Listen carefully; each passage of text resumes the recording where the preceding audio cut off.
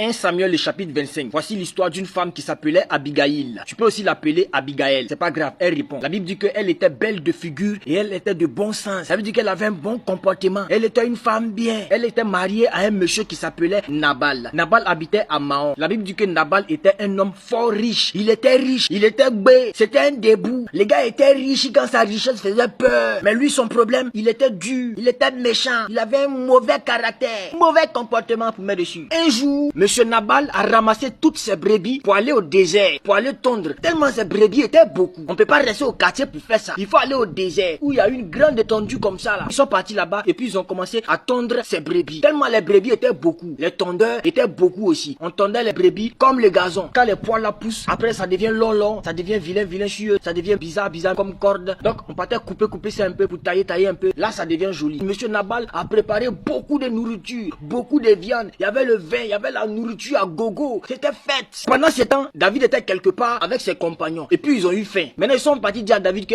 ça tombe bien. Il y a tonton Nabal qui est en train de faire cérémonie là-bas. Là, il est en train de tondre ses brebis. Là-bas il y a la nourriture à gogo. David dit mais c'est pas cantine gratuite qui est là. C'est pas manger au gratuit qui est là. Attends. David a appelé 10 jeunes. Il dit venez vous envoyer. Vous allez monter à Carmel. Arrivez chez Nabal là-bas. Vous allez lui dire ceci de ma part. Très cher Nabal, honorable Nabal, le début que tous les débouts respectent. J'ai appris que tu es en train de tondre tes brebis. Que la paix de Dieu soit sur vous. Nous on est actuellement à quelque part ici. C'est chaud. On a faim. Nabal, on a faim. Comme tu es en train de tondre tes brebis, on sait qu'il y a la nourriture. Pardon. Faut chercher un peu pour nous. Donne un peu aux 10 jeunes là. Ce que tu as sous la main, ils vont nous apporter. On va manger. Parce que Nabal, tu sais très bien ce que moi j'ai fait pour vous. Hein. Je suis un soldat. Je donne ma poitrine dehors là-bas pour votre protection. Je donne ma vie dehors pour votre protection. Moi je sors, je laisse mes enfants à la maison et puis je m'en vais à la guerre pour que vous, vos enfants, soient tranquilles. Et puis d'ailleurs, tes bergers là, nous on les croit souvent. Ils viennent rester avec nous. Nous on les protège et puis on protège tes troupeaux, on protège tes brebis. Quand on a la nourriture, on partage avec eux. Parce que nous on sait que tes serviteurs dans la brousse, ils te représentent. Donc nous on leur a fait du bien à cause de toi. Voici ce que David a dit à ses serviteurs d'aller dire à Nabal. De toi à moi. Est-ce qu'il y a mauvaise parole dans ce que David a dit? Les gars sont arrivés maintenant chez Nabal. Regarde ce que Nabal a fait. Les mêmes choses. Attendez mardi prochain. Oh. Qui est David? Moi, je connais David et puis moi, je prends ma nourriture et mon eau, ma viande qui est préparée pour mes tondeurs. Je prends ça pour donner à David. C'est qui? David, c'est qui? Je suis là en train de vivre ma vie tranquillement.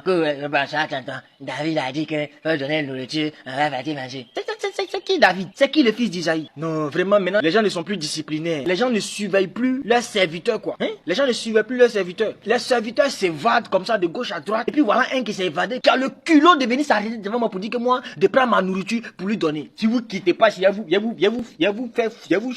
c'est comme ça, les 10 jeunes gens se sont retournés vers David. David les voit venir, mais il n'y a pas moyen dans leur main. David dit, mais aïe, il y a quoi les gars? Ah, on n'a pas marché, hein, le vieux. Aïe, pourquoi? Voici ce que Nabal a dit. David dit, ah bon? Il n'y a pas de drap. Quand on pratique la douceur, vous là, vous n'aimez pas. Quand on va mollo, vous n'aimez pas. Vous aimez toujours quand on accélère, vous. Il n'y a pas de drap. Moi, je sors, je suis en brousse là-bas. Je fais face aux nations, je fais face aux armées pour que vous soyez tranquille. Aujourd'hui, je viens te demander nourriture seulement. Nourriture qu'on va manger pour mettre dans le ventre et puis on partit, ça sort WC et puis ça va partir 20 mois. À cause de ça, tu me parles mal. Si tu n'as pas donné, faut laisser. Tu n'es pas obligé de me donner. Mais tu m'insultes. Dis quand tu insultes mon papa. Nabal, toi, tu n'as pas lu l'heure. Tu as lu minutes. En même temps, David, ses yeux ont rougi comme ça, comme Bissap. Il est énervé. Il dit à ces gens, levez-vous, prenez vos épées. Regardez bien, hein.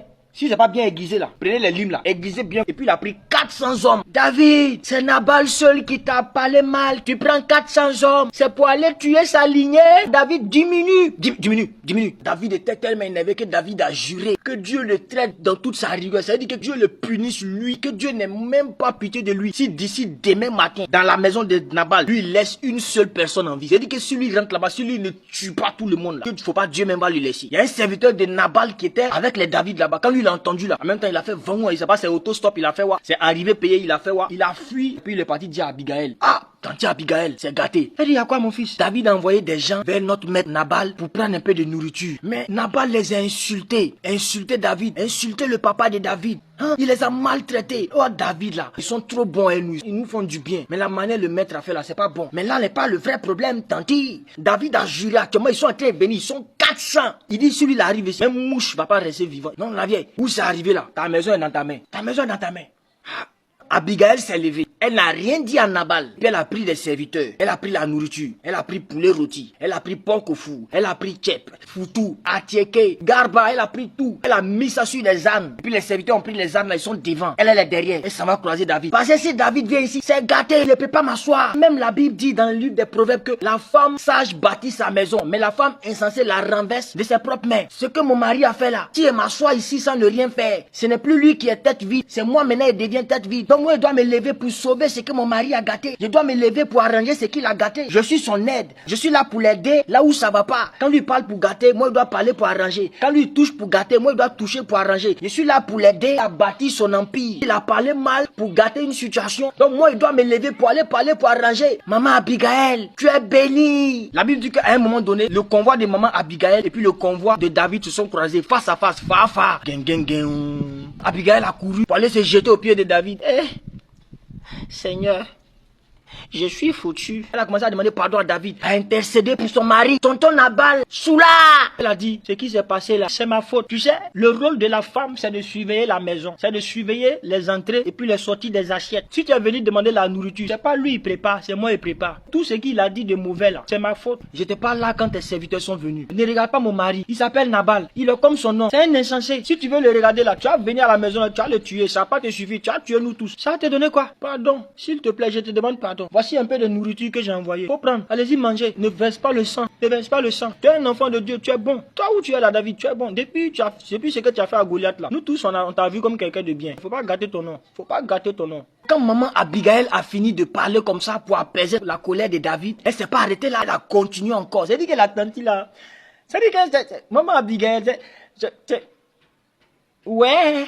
Qu'elle a apaisé le cœur de David. Maintenant, le cœur de David était tranquille. Elle a commencé à bénir David. Elle a commencé à bénir David, bénir David, bénir David. Puis David a dit, béni soit l'Éternel Dieu qui t'a mis sur mon chemin, maman Abigail. Parce qu'aujourd'hui, tu m'as empêché de pécher. Si elle t'avait pas croisé, toi-même, il allait te vendre là-bas. Si elle rentrait là-bas, là, Nabalo, sa femme, ses cousins, ses serviteurs, ses enfants, ses poulets, elle est un enfant. C'est un enfant. C'est pas un enfant. Grâce à toi, aujourd'hui, je ne vais pas pécher. Je ne vais pas verser le sang innocent. Madame, que Dieu te bénisse. J'aimerais dire à quelqu'un, peut-être que dans ta vie, dans ta famille, dans ton église, dans ton environnement, dans ton lieu de travail, dans ton entreprise, dans ta cité, peut-être qu'il y a un Nabal qui a dit quelque chose et le malheur s'apprête à venir ou bien le malheur même est déjà là. Tu es Abigail, que tu sois homme ou femme. Tu es Abigail parce que tout ce qu'Abigail a fait, elle a fait ça parce qu'elle était conduite par l'Esprit de Dieu. Aujourd'hui, tu as l'Esprit de Dieu. Tu as Jésus, tu as l'Esprit de Jésus en toi. Donc, ce que les méchants ont parlé pour gâter, toi, ta bouche peut arranger par la prière. La pagaille que les méchants ont semé dans ta vie, tu peux changer ça par la prière. Nabal a parlé pour tout gâter, mais Abigail est partie avec sa bouche, elle a tout gagné. Ce qu'Abigail a fait ici, elle a intercédé. Voici l'attitude qu'elle a eue. Premièrement, la repentance. Elle s'est repentie, elle a dit c'est sa faute, même si c'était pas elle. Deuxièmement, elle a intercédé pour son mari, pour demander la grâce. Elle a commencé à bénir David. Elle a commencé à faire des prières d'action de grâce. Elle a commencé à louer David. Elle a commencé à louer. Quand tu vas dans la présence de Dieu, va te repentir. Quand tu finis de te repentir, il faut intercéder. Il faut que le problème des gens soit ton problème. Il ne faut pas seulement prier pour toi. Prie pour les autres aussi. C'est ce qu'elle a fait. Elle est allée, elle n'est pas allée dire, David, épargne-moi. Pardon, épargne-moi. Non, elle est allée, elle dit, épargne-nous tous. Épargne-nous tous, frère. Peu importe la situation qui va venir, va vers Dieu. Ne fuis pas le problème. Va vers Dieu. Ne rejette pas la faute sur quelqu'un. Va vers Dieu. Arrivé, il faut te repentir. Il faut intercéder. Il faut louer Dieu. Il faut lui rendre grâce. Et puis lève-toi. Va en paix. Par la suite de l'histoire, David n'est plus allé là-bas. Mais Dieu lui-même a exercé son jugement. Jésus revient bientôt. Shalom.